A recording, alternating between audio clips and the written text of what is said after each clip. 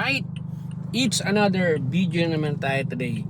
So, actually, ang video na to, nagawan ko na to ng video matagal na.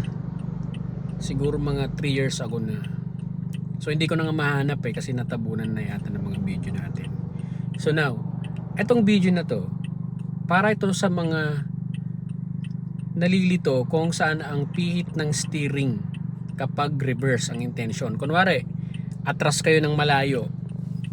So, minsan, hindi natin alam, tatama na tayo dito sa gilid or mahuhulog ka na dyan banda sa gilid. Minsan naman, napupunta ka dito sa gitna. Okay? So, ito guys, share ko sa inyo, no? Kasi ang intention natin, reverse tayo ng medyo malayo. Hanggang doon, tinan yung side mirror, yan. So, doon tayo sa pinakang dulo niyan, yan. Doon sa pinakang likod, yan. Doon tayo pupunta, malayo. So, ngayon, papaano natin to ngayon makukuha? Okay? So, reverse tayo. Lagyan natin ng reverse. Ngayon, ito. Tandaan nyo to guys. Kung saan yung intention yung pumunta, doon ang pihit ng steering nyo. Mapa-reverse man or paabante kayo, so doon ang pihit. So ngayon, halimbawa, dito sa side mirror na to, mahuhulog ka or tatama ka na dyan sa gutter. So kailangan mo siyang iiwas, syempre, no? So para umiwas ka dyan sa kanan, kasi nasa kanan yung gutter, ang pihit niyan dito. Yan. Kung mapunta ka naman dito sa gitna, so ang pihit mo para umiwas dito sa right. Okay?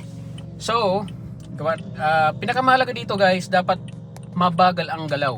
Okay? So, hindi sobrang bilis. So, dahil naka-manual transmission tayo, clutch biting point lang yung aking gagawin.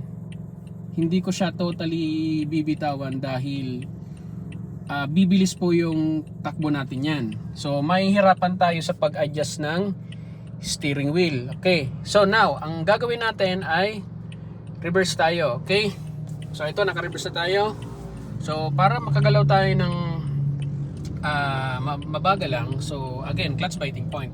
So ito, may camera tayo para kung ano yung makita natin sa likodan. Kung halimbawa may tatamaan tayo, so makikita natin. Dito sa tagiliran natin, ang makikita natin dyan, kung tayo ay may tatamaan sa gilid or mahuhulog na tayo sa gilid. Dito naman sa kanan, kung may sasakyan sa gitna ng kalsada, katulad dito, may truck. Okay? So, hindi muna tayo gagalaw kasi may truck. So, kailangan natin hintayin yan para makadaan tayo. Okay? So, ngayon guys, habang hinihintay natin yung truck na yun na makaalis, ang gagawin natin ngayon, tatandaan nyo lang na hanggat straight ang galaw ng kotse nyo, huwag nyong gagalawin ang steering nyo. Dapat nakadiretso lang din yan. Kasi the more na malikot ang steering wheel nyo, mas lalo kayong mahihirapan sa pag-adjust ng manibela nyo. And again, kagaya ng sinabi ko, dapat kunti-kunti lang adjustment. Kunwari, dito kayo pupunta kasi medyo may tatamaan kayo sa right. So ang pihit ng manibela dito. Okay? Tapos kung pupunta naman kayo sa right, ang pihit ng manibela papunta sa right. So yan, wala na yung truck. So let's go guys. So clutch biting point, hanapin natin yung clutch biting point. Then if you notice, pag hinanap ang clutch biting point, hindi nakatapak sa brake pedal. Okay, ito guys, yan, tumatakbo na tayo ng reverse. Okay, yan.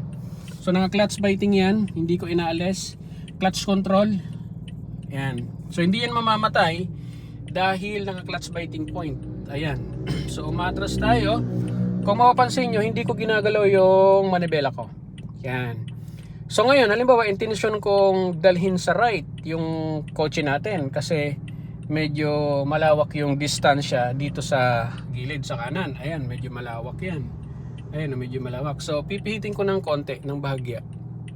Ayan, so naka-turn sa right yan. Kung mapapansin nyo, pumupunta sa right. Ayan. So kailangan mabawi. Okay, so kailangan mabawi nyo kaagad yan para hindi kayo mapunta dyan sa pinakang gilid. Ayan, bawiin natin. Okay.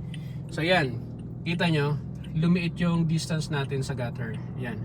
So ngayon, halimbawa, let's say may tatamaan kayo dyan sa gutter, sa gilid. So i-turn pa natin ng konti sa left. Yan. Then, habang naka-turn sa left yan, pagmasdan nyo ng mabuti at lumalaki yung space dyan. Okay? Yan, lumalaki yan. So, wag niyong hayaan na sobrang lumaki.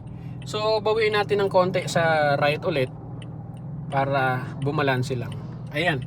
So para sa akin okay na yung ganyang distance. Ang gagawin ko sa manibela, i-straight ko yan. Yan, i-straight ko yan. Yan. Okay? So ganun lang gawin guys ang pagbalance ng steering wheel para hindi kayo nalilito. So stop tayo.